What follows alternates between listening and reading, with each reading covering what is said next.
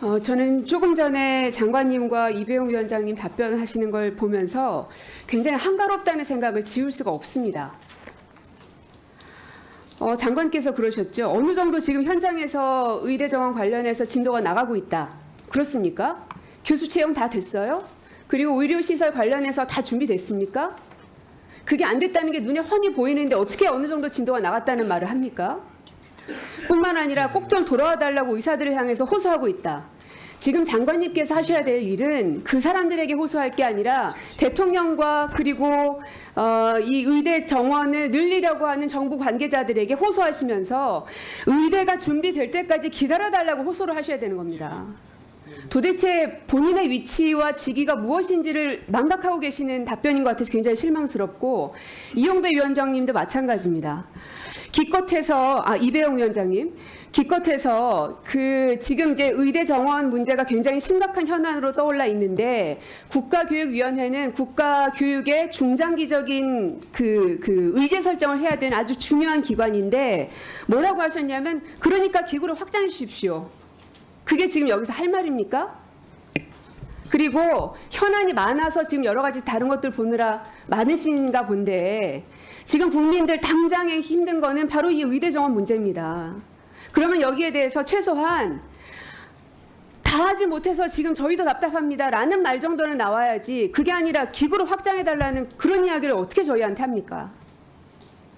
제가 답변 드려도 될까요? 아니요, 답변 듣고 싶지 않습니다.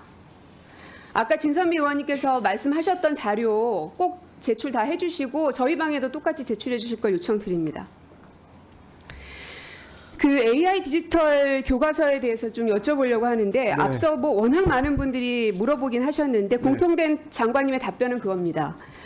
홍보가 문제다. 학부모들의 오해가 많고 잘 몰라서 그렇지 설명을 잘하면 아마 이해해 주실 거다. 그럼 저희가 지금 잘 몰라서 그런 겁니까?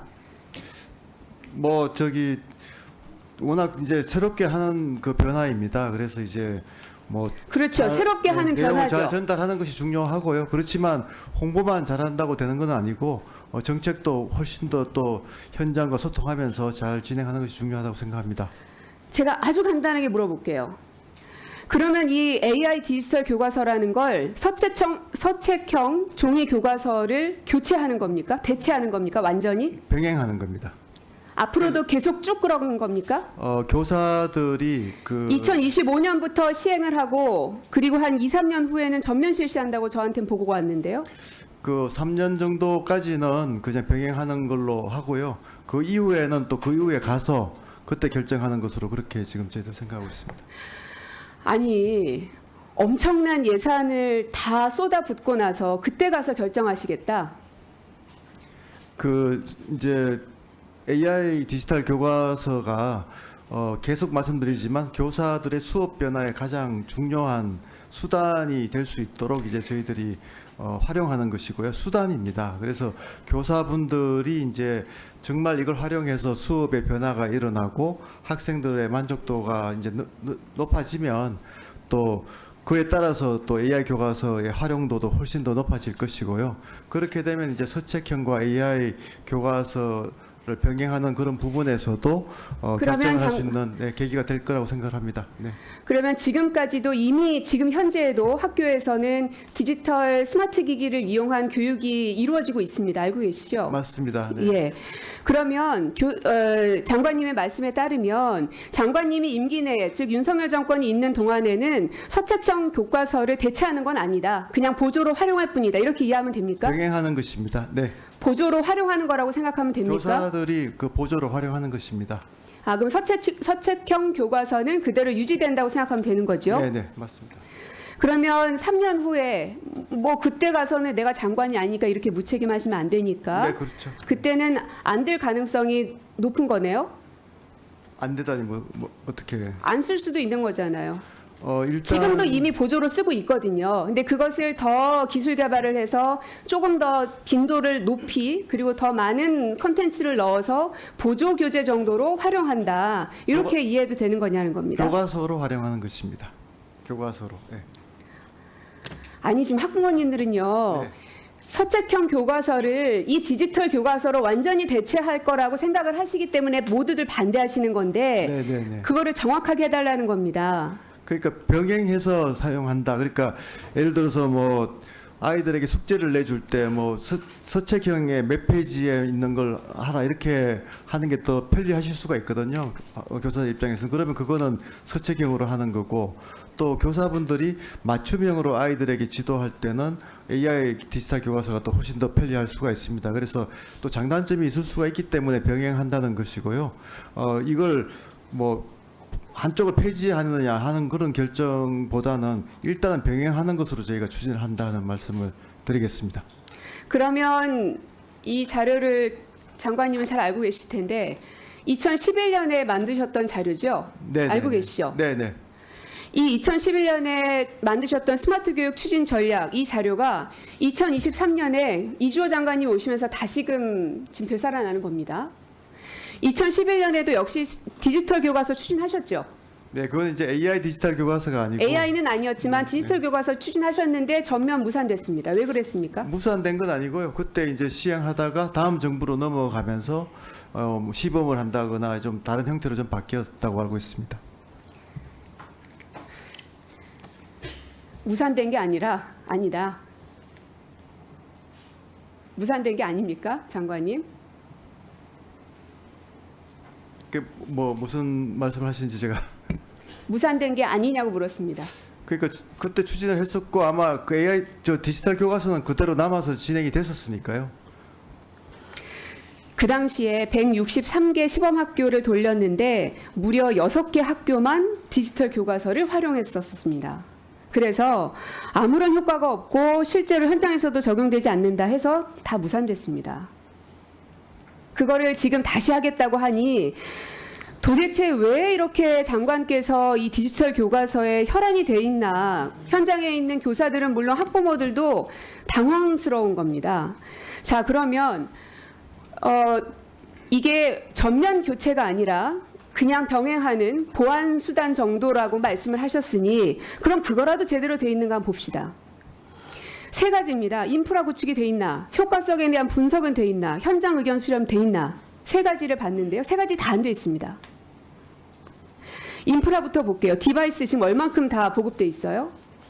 뭐 디바이스는 뭐 각 교육청마다 1인 1디바이스 정책을 또 오랫동안 추진해 왔기 때문에 상당수 이제 보급이 되고 있는 걸로 알고 있습니다. 예, 상당수 보급이 돼 있는 걸로 장관께서는 알고 계시지만 서울만 보더라도 1인당 보급 대수가 0.5밖에 안 됩니다. 한참 못 미치죠. 전북, 제주는 더 마찬가지죠. 인천, 세종 다 그렇습니다. 1인 1 디바이스가 되는 데가 별로 없어요. 자, 그 다음 장 보시면 그러면 인터넷 속도 구간별 학교 수가 현황이 어떻게 되나. 왜냐하면 그냥 PDF 파일 보는 거 아니잖아요. 뭐 여러 가지 영상도 아마 보시게 될 거고 그러면 더 다양한 기능들을 학생들이 구현 받을 수 있어야 할 텐데 그러려면 속도가 돼야 되지 않습니까? 네. 예. 속도 목표가 얼만큼 돼야 된다고 보세요? 저희가 뭐 고속 무슨 네트워크는 100% 구축이 목표고요. 아니, 지금 계속 점검을 하고 있고 아마 이거는 뭐 디바이스와 함께 그 네트워크도 100%로 달성할 수 있다고 생각합니다. 목표 속도가 얼만큼 됩니까? 목표 속도는 뭐 각 학교 상황에 따라 좀 달라질 수도 있어서요. 제가 어떻게 구체적인 학교 수치는 상황마다 달라요. 교과서가 다 똑같은데. 뭐 학생이 뭐 굉장히 많은 학교도 있고 또 작은 학교도 있기 때문에 그 누가 뒤에 역량이나 이런 아는 분 것들은- 계시면 말씀해 주세요. 네, 우리 담당자가 좀 말씀하시죠. 국장이 좀. 교육부 디지털 교육기획관 송근현입니다. 조금 전에 말씀드린 것처럼 그 디지털 네트워크망 부분들에 대해서는 대규모 학교이냐 소규모 학교이냐 즉 학생 수가 어느냐에 따라서 다른 부분들이 좀 있고요. 그 다음에 예컨대 수학, 영어 수업을 옆에 반에서 동시에 하느냐 아니면 순차적으로 하느냐에 따라서 접속자 숫자에 따라 다르기 때문에 사실 요구되는 기가바이트의 속도가 다른 부분들은 좀 있습니다. 근데 저희가 지금 예상하고 있는 건 지금 학교에는 스쿨렛이라 해서 1기가망이 거의 다 깔려 있는데 다만 이게 1기가가 그대로 나오는 건 아니고요. 간섭 현상이나 중첩 현상이 있어서 학교마다 아까 말씀드린 것처럼 500에서 300 이렇게 차이가 좀 있습니다. 근데 디지털 교과서가 구동이 되려면 사실은 그 목표치가 지금 의원님 말씀대로 일정 부분이 필요합니다. 근데 그 부분은 지금 현재 그 AI 디지털 교과서를 검인정 중에 있습니다. 저희가 그 신청된 부분들에 대해서 그 담겨 있는 용량이나 구동되어 있는 부분들이 예컨대 동영상을 얼마나 담았느냐, 사진이 얼마나 담겨 있느냐에 따라서 그 교과서가 차지하고 있는 용량과 구동의 속도가 좀 변화가 될 수가 있습니다. 그래서 그 부분들을 저희가 평균을 내서 하고 있는데 기본적으로 1기가 미만이면은 우리나라 목표로 봤을 때는 한 38%는 저희는 이제 충분하다고 보고 있고요. 1기가에서 2기가 사이가 좀 필요하다라고 보고는 있습니다. 그래서 그 부분들은 조금 전에 말씀드린 것처럼 학교 상황과 디지털 교과서가 최종 검인정 되었을 때 많이 목표치가 나올 수 있기 때문에 현재 9월까지는 각 학교 12,000개를 전수조사를 통해서 저희가 네트워크 망의 속도를 정측을 하고 있습니다. 다만 이걸 속도를 올리는 부분들에 대해서는 한 2주 정도의 내외에 단순 부품 교대로 가능한 학교가 상당수 있고요. 경우에 따라서는 10G라 그래서 별도로 깔아야 되는 거 있는데 이건 한 달 정도 소요되는 부분들이 있습니다. 그래서 저희들이 연말까지는 네트워크 부분들은 크게 무리 없이 진행을 할 수 있다라고 좀 말씀을 드릴 수 있고요. 부가에서 디바이스 부분들에 대해서는 현재는 초등학교 3학년 이상 디바이스 부분들에 대해서는 저희가 전체적으로 봤을 때 한 90% 정도는 구축이 되어 있다라고 지금 시도해서 갖고 있습니다.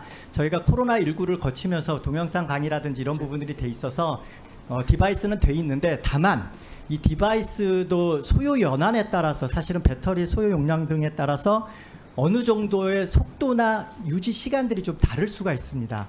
그런데 이제 내년에 적용되는 것들은 저희가 초등 3, 4, 중학교 1학년, 고등학교 1학년 저희가 추정해 보면 한 177만 6천 명 정도 됩니다. 이 인원들한테 제공되는 디바이스 부분들에 대해서는 크게 무리 없이 고사양의 디바이스를 제공할 수 있을 것으로 생각을 가지고 있습니다. 그래서 디바이스 그 자체 부분과 네트워크망 부분들에 대해서는 저희가 디지털 교과서의 가장 근간을 이루는 부분들이기 때문에 유념해서 아무 문제가 없도록 최선을 다하도록 노력을 하겠습니다. 방금 말씀하신 디바이스나 인터넷 속도 관련한 자료는 그럼 다시 주십시오. 제가 있는 자료에는 디바이스는 서울 같은 경우는 한 사람의 0.5대밖에는 안 돼 있는 상황이고요. 이것도 초등학교 3학년 이상 학생의 경우에만 돼 있는 자료인데 그렇습니다. 제 자료가 잘못될 수도 있으니까 그건 나중에 보강해 주시면 되겠고요. 속도도 아까 말씀하셨죠. 1기가에서 2기가 정도 사이가 되면 좋겠다. 근데 제가 조사해 보니까요. 1기가 초과하는 초등학교 거의 0입니다. 거의 대부분의 학교들을 다 깔아야 된다는 얘기인데 지금 디지털 교과서를 내년부터 시행하신다면서요. 그러면 2주 만에 되고 2달이면 되니까 그거 어느 날 갑자기 딱 하면은 다 됩니까? 이게 장관님께서 발표하신 게 23년도 한 3, 4월 정도 되는 걸로 알고 있는데 2월이네요. 1년 동안 뭐 하셨습니까? 네, 죄송합니다. 제가 다시 답변 드려도 괜찮겠습니까? 아니요, 장관님께서. 네, 저희가 이제 걱정하시는 이제 인터넷망이나 또 디바이스 같은 경우에는 각 교육청하고 긴밀하게 협력을 하고 있습니다. 실제로 이제 언어교육청도 이 큰 방향에 대해서는 반대가 없으시고요. 지적하신 대로 이제 교육청마다 조금 들쭉날쭉한 이제 준비도의 차이는 있지만 최근 들어와서는 또 교육부가 거의 매달 지금 점검을 부감님들하고 하고 있습니다. 그래서 저희 그 인터넷 접속이나 또 그 디바이스 문제는 인프라 문제는 정말 차질 없도록 그렇게 잘 준비하도록 하겠습니다. 장관님이 아무리 좋은 네트워크와 디바이스를 주신다고 해도 네네. 수많은 부모님들은 찬성하기 어렵습니다. 왜냐? 기계처럼 움직이지 않는 아이를 키우려고 손에나 노력하고 있는 게 지금의 부모님들입니다. 그래서 어떻게 해서든지 디지털 기기에서 멀어지게 만들려고 있고 아까 우리 존경하는 정성 의원님도 말씀하셨지만 체육과 같이 몸으로 직접 체험하고 경험할 수 있는 걸 늘리게 하려고 지금 학교 현장에서는 그런 교육들을 더 많이 늘려가고 있습니다. 부모도 그렇게 키우고 있습니다. 그런데 어느 날 갑자기 디지털 교과서로 다 바꿔버리겠다. 맨날 예산 없다고 그렇게 호소를 하시면서 도대체 이 디지털 이 교과서에 들어가는 예산은 하늘에서 뚝 떨어진 돈인가? 그리고 장관님은 이미 아이들 다 키우셔서 상관없는지 모르겠지만 지금 한창 아이들 키우고 있는 부모 입장에서는 무섭습니다. 무책임한 행동으로 보이고요. 이게 그냥 단순히 뒤에 있는 이 부처 공무원들이나 장관님께서 지금 이렇게 잘 하고 있으니까 열심히 하겠습니다고 끝날 일이 아니라 저희 아이들의 이 앞으로의 모든 생명이 다 걸려 있는 문제이기 때문에 이렇게 열변을 토하면서 말씀드리는 겁니다. 네, 딱 짧게 한 말씀만 드리겠습니다. 디지털 교과서를 도입을 해서 오히려 아이들의 활동 수업, 또 프로젝트 수업, 토론 수업을 더 늘리려고 하는 겁니다. 그래서 저희들이 교실혁명이라고 이름을 붙이고, 사실은 교사들이 그런 활동 중심의 수업을 하려면 지식의 전달은 훨씬 더 효과적으로 그 기기를 활용하는 것이 더 낫다는 것이 판명됐기 때문에 AI 디지털 교과서가 들어왔을 때 수업의 변화는 바로 저 의원님께서 말씀하시는 더 그 인간적이고 활동적인 측면이 더 강화된다. 그 말씀을 꼭 드리고 싶습니다. 네. 지금 뭐 참고로 우리 고민정 의원님, 백승하 의원님, 저도 초등학교 아이를 키우기 때문에요. 네. 뭐 자기 자녀들 좋은 교육 시킨다는데 왜 이렇게 절규를 하시겠어요? 이게 아마 현장에서 아이를 키우는 어머님들, 아버지들, 학부모님들의 목소리이기도 하다는 말씀을 좀 저희가 그 잘 부분은 정말 알아주시는데. 꼭 새겨서 네네. 이번 그 디지털 교과서를 활용하면서 더욱더 인간적인 교육이 더 강화되도록 하겠습니다. 하여튼 목소리 자, 그러면 지금부터 잠시만 주목해 주시길 바라겠습니다. 제가 구독자분들을 위해서 깜짝 선물을 하나 준비했는데요. 제가 항상 여러분들께 뭐라고 말씀을 드렸나요? 뉴스만 평소에 잘 챙겨보셔도 돈이 된다.